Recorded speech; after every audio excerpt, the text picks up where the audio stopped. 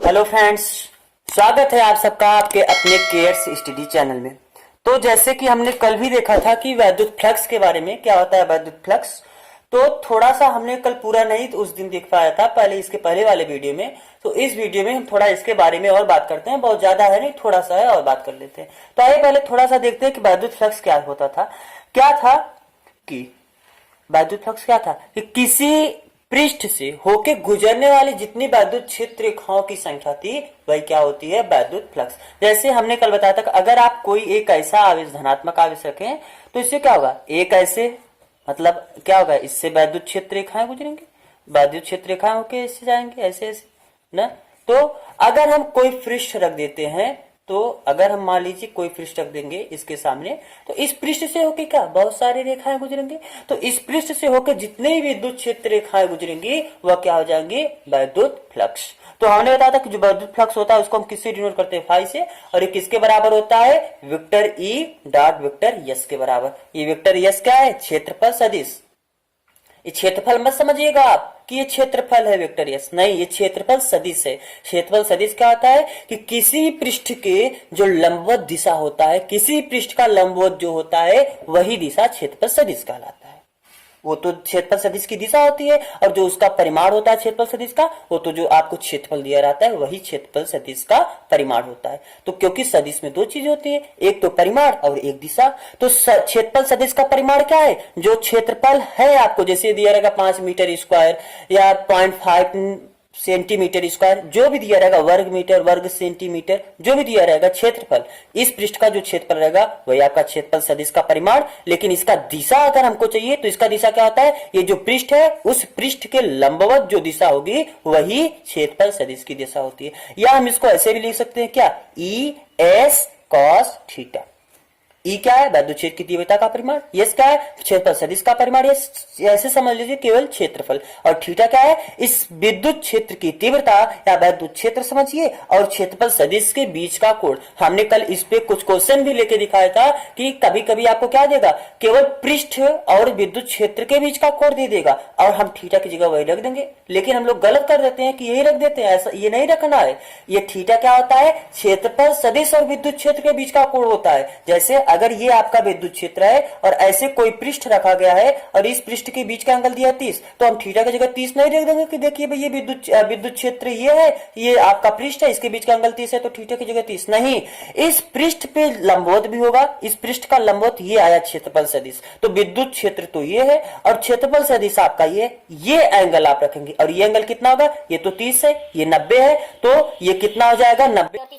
180 में से आप 120 घटा दीजिए, 180 में से 120 घटाएंगे कितना हो जाएगा, 60। तो थीटा की जगह आप क्या रखेंगे, 60। तो आइए अब बात करते हैं इसके मात्रक और बीमास पे भी। मात्रक, इसका मात्रक क्या होता है, विद्युत क्षेत्र का मात्रक क्या होता है, विद्युत क्षेत्र का मात्रक होता है न्यूटन प्रति कूलम।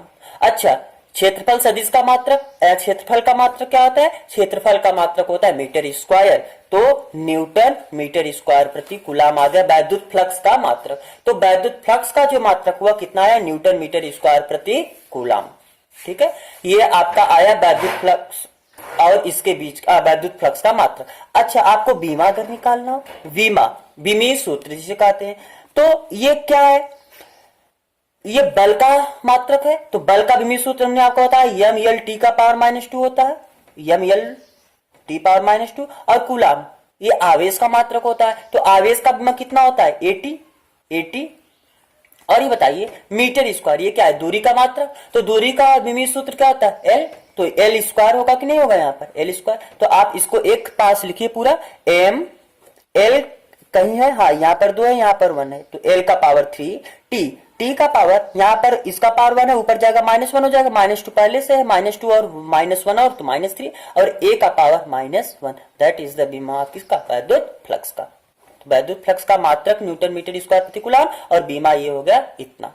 अच्छा, तो आपका ये मात्रक हुआ और ये बीमा हुआ। और वैद्युत फ्लक्स को किससे डिनोट करते हैं, फाई से, और फाई बराबर क्या होता है, vector E dot vector S, या और डॉट प्रोडक्ट जो होता है उसको हम कास थीटा भी, ई एस कास थीटा भी लिख सकते हैं। तो इतना हमको और बात करना था वैद्युत फ्लक्स के बारे में, और जो कि हमारा बात हो गया। तो कूलम का, सॉरी कूलम, ये जो गाउस का प्रमेय है, गाउस का प्रमेय यही वैद्युत फ्लक्स के बारे में बताता है कि किसी पृष्ठ से होकर कितना वैद्युत फ्लक्स गुजरेगा अगर वो पृष्ठ बंद हो ना। तो वैद्युत फ्लक्स या कूलाम का गाउस का नियम समझने से पहले थोड़ा आवेश के वितरण के बारे में समझते हैं कि अगर हम किसी पृष्ठ को, किसी लंबे तार को या किसी एक घनाकार या किसी एक आयतन वाले आयतन में, किसी एक वस्तु के आयतन में हम आवेश दें तो आवेश किस प्रकार से डिस्ट्रीब्यूट होगा, किस प्रकार से आवेश बढ़ता है। आप एक बात तो ये जानते होंगे कि आवेश हमेशा किसी पृष्ठ में, किसी तार में, किसी वस्तु के लंबाई में, किसी वस्तु के आयतन में एक समान रूप से बढ़ता है। ऐसा नहीं है कि ये आपका वस्तु है, हमने इसको आवेश दिया तो यहाँ पर ज्यादा आवेश हो जाएगा, मतलब यहाँ पर प्लस प्लस प्लस बहुत ज्यादा हो जाएगा, यहाँ पर एक प्लस यहाँ पर, एक प्लस यहाँ पर, इधर दूर होगा। नहीं, अगर हम इस वस्तु को आवेश देंगे तो आवेश एक समान रूप से वितरित होगा। तो आपका अब जो टॉपिक है वो क्या है? सतत आवेश वितरण। आपका ये टॉपिक है सतत आवेश वितरण ना, सतत आवेश वितरण। ये क्या होता है सतत आवेश वितरण? ये यही बताता है कि जब हम किसी वस्तु को आवेश देते हैं तो वह आवेश उसके या तो लंबाई में या उसके पृष्ठ या क्षेत्रफल में, पृष्ठ या क्षेत्रफल में या उसके आयतन में एक समान रूप से वितरित हो जाता है। सतत आवेश वितरण क्या है कि जब हम किसी वस्तु को आवेश देते हैं तो वह आवेश उसकी लंबाई में या उसके पूरे पृष्ठ या क्षेत्रफल में या उसके पूरे आयतन में एक समान रूप से वितरित हो जाता है। इसको क्या बोलते हैं हम? सतत आवेश वितरण। अच्छा, कब लंबाई में बटेगा, कब पृष्ठ में बटेगा और कब आयतन में बटेगा? देखिए, अगर जैसे मान लीजिए कि ये कोई तार है, इसकी केवल लंबाई है, इसके पास तो केवल लंबाई है, तो आवेश जब हम इसको किसी दूसरे चालक से या किसी दूसरे पदार्थ वस्तु से आवेश देंगे तो आवेश क्या होगा? इसके लंबाई में बटेगा और एक समान रूप से बटेगा। तो जब हम किसी वस्तु, अगर कोई वस्तु लंबा है तो आवेश होगा उसके लंबाई में बटेगा। लेकिन कोई वस्तु ऐसे गोलाकार है, जैसे आप समझ लीजिए एक प्लास्टिक का गेंद आता है ना जो बच्चे खेलते हैं, और वो अंदर से क्या होता है? पूरा खोखला होता है। ये अंदर से पूरा खोखला होता है क्योंकि जब वो फूट जाता है, जब वो टूट जाता है तो आप देखिए अंदर से देखते हैं ना पूरा खोखला होता है प्लास्टिक का गेंद। तो अगर कोई प्लास्टिक का गेंद है, अंदर से पूरा खोखला है, तो अगर हम उसको आवेश देंगे तो आवेश क्या होगा? उसके पृष्ठ पे बटेगा। उसमें तो लंबाई है ना कि उसके लंबाई में बटे, लंबाई तो किसी तार का होगा। तो अगर कोई वस्तु लंबा है तो आवेश उसके लंबाई में एक समान रूप से बटेगा।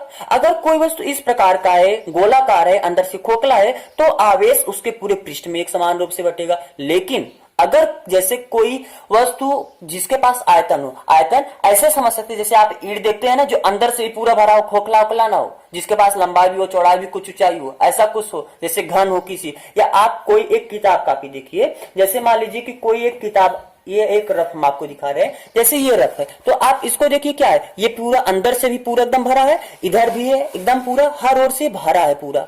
तो अंदर से भी जो भरा है तो उसको हम बोलते हैं कि उसमें आयतन है।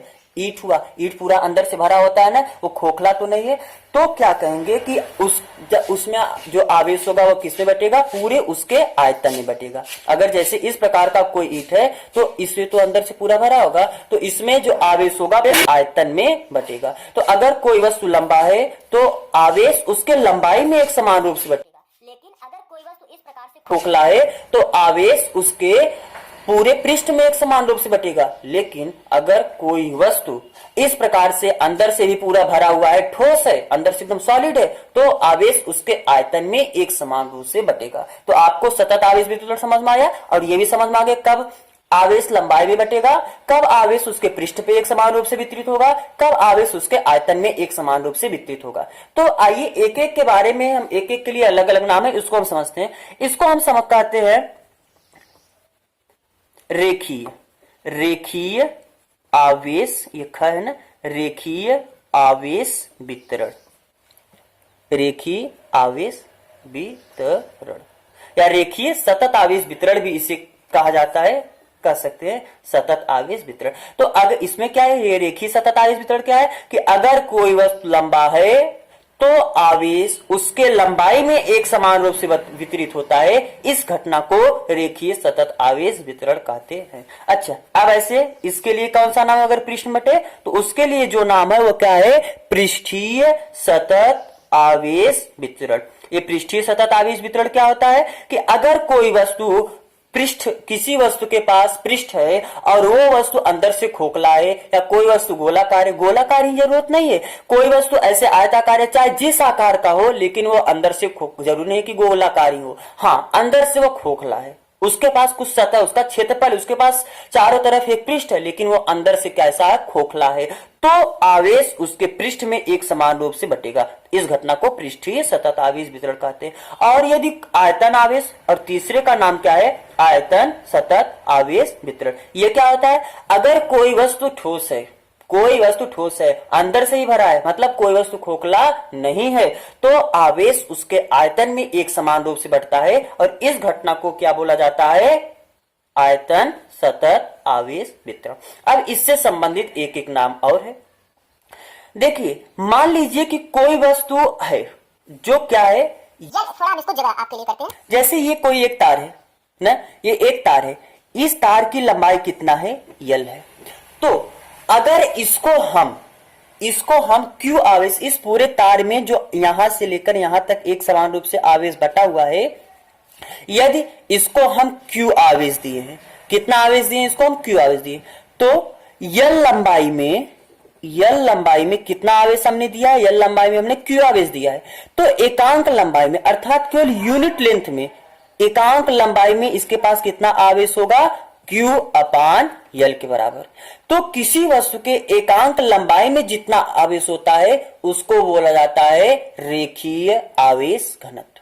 अगर किसी वस्तु के लंबाई में एक समान रूप से बट रहा है तो उसको क्या कहते हैं, रेखीय सतत आवेश वितरण।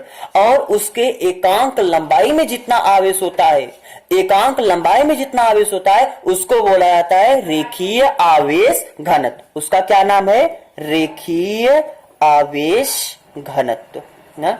ये रेखीय आवेश घनत्व, रेखीय आवेश घनत्व क्या होता है कि किसी वस्तु के एकांक लंबाई में जितना आवेश होता है, या किसी वस्तु के एकांक लंबाई में उपस्थित आवेश को रेखीय आवेश घनत्व कहते हैं। इसको हम किससे प्रदर्शित करते हैं, लैम्डा से। किससे प्रदर्शित करते हैं, लैम्डा से। तो लैम्डा बराबर कितना हुआ, Q अपान यल। और Q अपान यल क्यों है, समझ में आ रहा है ना, कि मान लीजिए कि यल लंबाई में अगर Q आवेश है तो एकांक लंबाई में कितना आवेश होगा, Q अपान यल। तो ये क्या हो गया, Q अपान यल, लैम्डा या रेखीय आवेश घनत्व। तो इसका मात्रक सीधा आप निकाल सकते हैं, मात्रक Q का मात्रक कूलाम, यल का मात्रक मीटर, तो कूलाम प्रति मीटर। और विमीय सूत्र भी आप इसी तरीके से निकाल सकते हैं।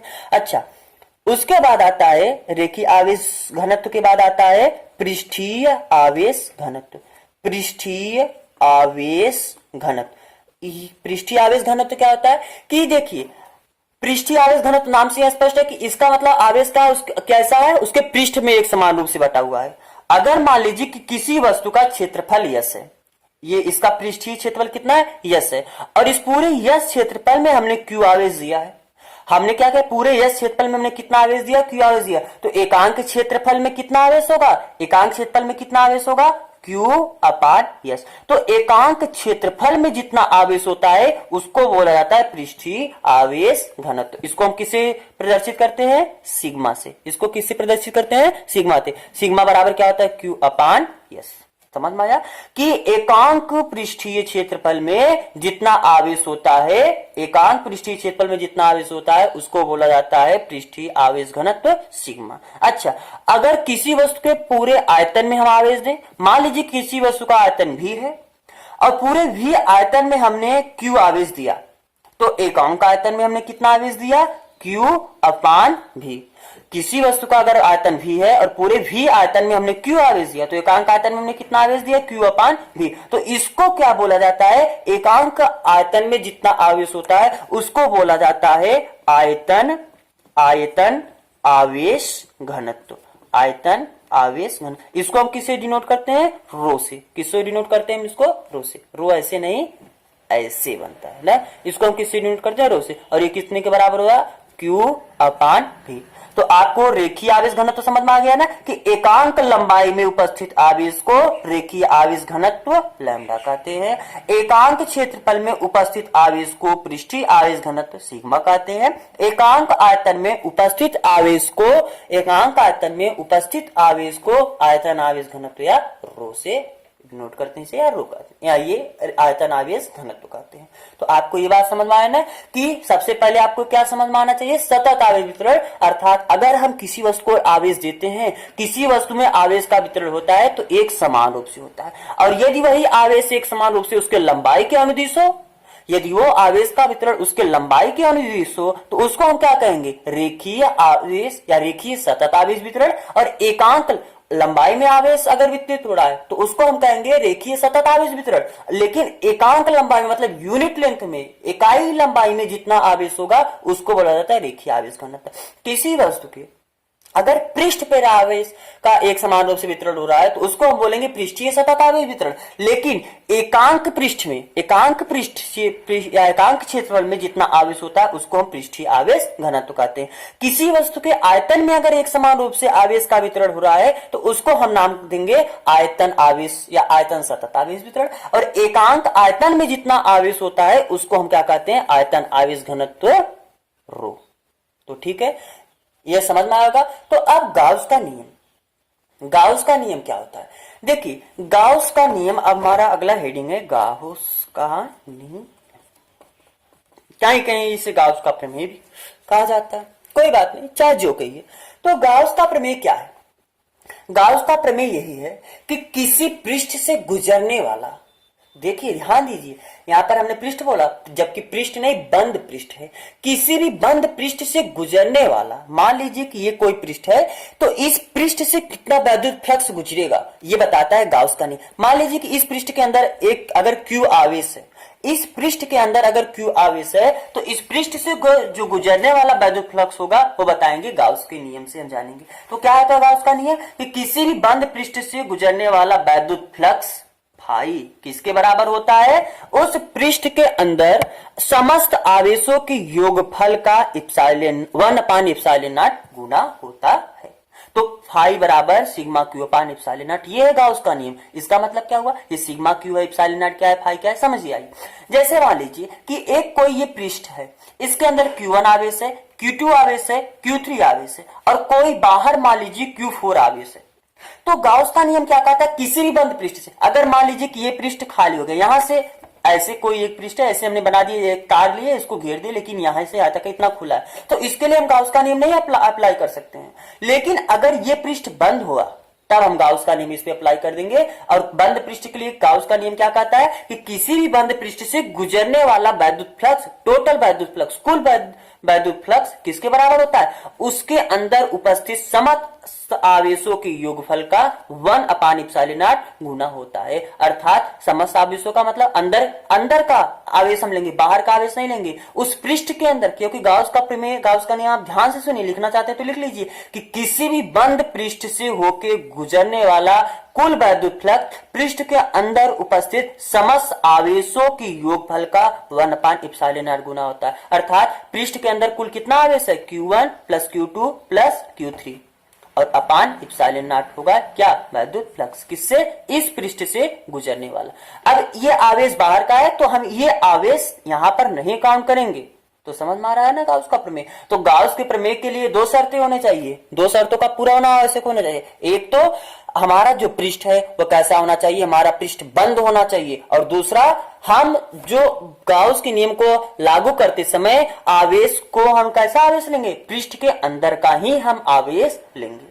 तो आपको गाउस का नियम समझ में आया। अब हम कल देखेंगे कि गाउस का नियम sigma Q upon epsilon not ही क्यों आता है, और उसके बाद गाउस के नियम के कुछ अनुप्रयोग हैं, 3-4 अनुप्रयोग हैं, उसको भी हम देखेंगे। तो आज के लिए बस इतना ही। तो अगर आपको ये वीडियो अच्छा लगा please like, comment, share and subscribe करिएगा। धन्यवाद।